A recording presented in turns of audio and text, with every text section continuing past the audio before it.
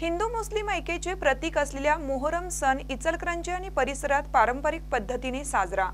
हिंदू मुस्लिम ऐक्याचे प्रतीक असलेल्या मोहरम सण इचलकरंजी आणि परिसरात पारंपरिक पद्धतीने साजरा करण्यात आला। शहरातील विविध ठिकाणी मानाच्या पंजांची प्रतिष्ठापना करण्यात आली।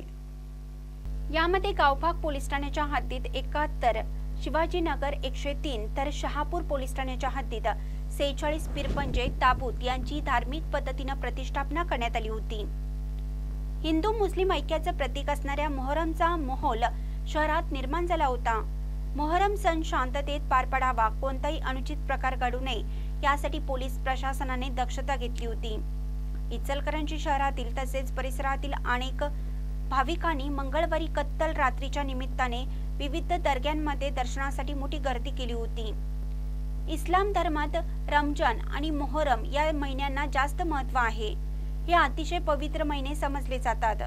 या 2 महिन्यांना अधिक महत्त्व आहे। इस्लामिक नववर्षाला सुरुवात झाली आहे, ज्याला आपण मोहरम या नावाने ओळखतो।